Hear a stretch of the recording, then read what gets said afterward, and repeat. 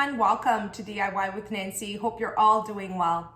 Today I'm going to make pão com chouriço, which is bread rolled up with Portuguese chouriço inside. Very delicious recipe. I'm going to show you how I make it step by step. Stay with me. Okay, I'm going to start off by activating my yeast by placing 1 teaspoon of all-purpose flour in a medium-sized bowl. And to that I'm adding 1 teaspoon of sugar and 1 tablespoon of active dry yeast. Give that a quick stir. I'm adding 1.5 cups of lukewarm water. Stir it together and set it aside. It's been about 10 minutes and my yeast is now activated. I'm going to start off by preparing the dough by placing the yeast in the mixing bowl. For this recipe, I'll be using my stand mixer with my kneading hook attachment. Starting off by turning on the mixer to low speed and gradually adding 3 cups of all-purpose flour.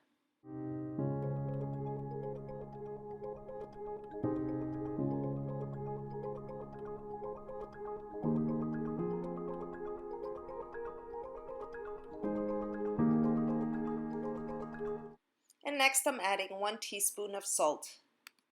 I'm going to let the mixer do its work for about a minute and then I'm going to stop the mixer and just use a spatula to remove the flour from the bottom of the bowl. Just want to make sure everything's incorporated and then place your mixer back on high speed and let it mix for about 5 minutes.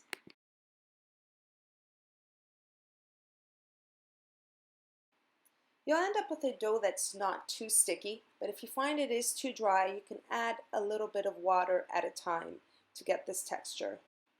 Here I have half a cup of flour set aside to flour my counter surface as well as the dough.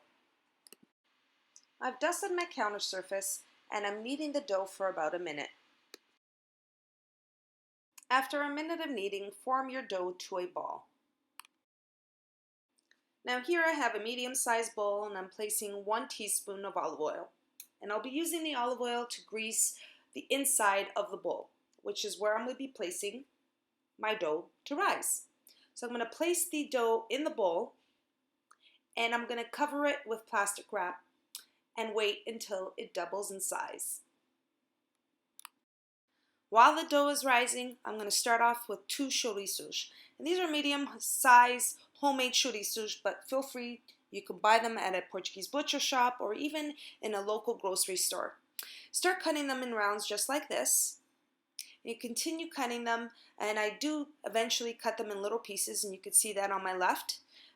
Now the way I'm showing you how I'm cutting them, it's a personal preference. You can cut them or size them any way you like. So I get the rounds, cut them in half, and then I cut them in half again, and this is how I end up with little pieces. And I'm going to continue cutting the chouriços. Next on my stove top, I'm warming up the fry pan on medium heat and I'm adding 2 tablespoons of olive oil. Next I'm adding the chouriço. Stir it together, combine it with the olive oil just for about 20 seconds or so. Next I'm adding 1 cup of tomato sauce. Now I'm using homemade tomato sauce and my tomato sauce doesn't have any seasoning, but you can use any tomato sauce you have readily available to you. I'm going to let the sauce cook in with the chouriço for about 5 minutes, just until the sauce thickens.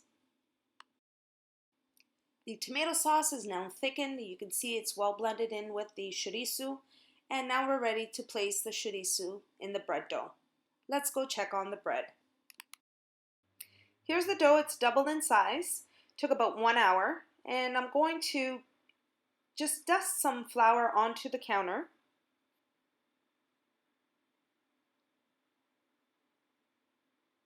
Place the dough on the counter and form a ball, just so you can see what I'm going to do and how I'm going to do it. So I'm going to form it back with the ball here, place some flour onto the dough and flatten it.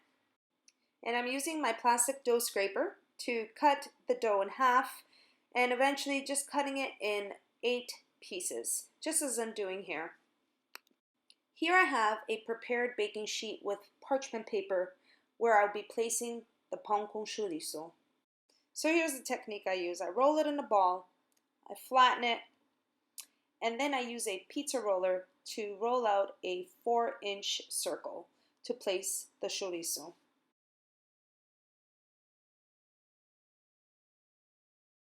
Next, I take about 2 or 3 tablespoons of the chorizo and place it in the center of the dough, just as I'm doing here. Now I have 2 ways of rolling the dough. Show you the first one. Overlap the dough over the chorizo, make sure it's covered, and then roll it right to the end. And then I place both my hands on the dough and sort of have these little balls formed in the end, just as I'm doing here.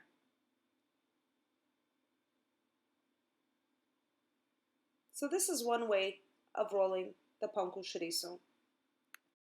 Once again, I'm rolling out a 4-inch circle, just as I'm doing here. I'm taking the chouriço, placing it in the center, so about 2-3 tablespoons. Fold in the center, overlap it, and roll it. So that's another way of forming the pão com chouriço, just like this.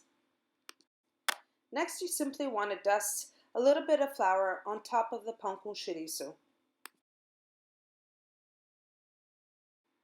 Cover it with a tea towel and let it rise for an additional 20 minutes. Here they are after 20 minutes. Now before placing it in the oven, I'm going to take a scissor and make little cuts onto the dough, just as I'm doing here. Pão com chouriço is ready to go in the oven. I'll be baking them at 350 degrees for about 25 minutes. The pão com chouriço just came out of the oven. It's still warm, it's got that crispiness when you cut into it, and I want you to see what the inside looks like. So delicious. Okay everyone, that was my recipe for pão com chouriço. Now what I did is I placed some egg wash on the bread before placing it in the oven. That's a preference. Some just like flour on top. I like that softness on the top of the pão com chouriço. Smells so good, and I hope you all enjoyed the recipe. If you did, don't forget to like and subscribe. And until next time, take care everyone.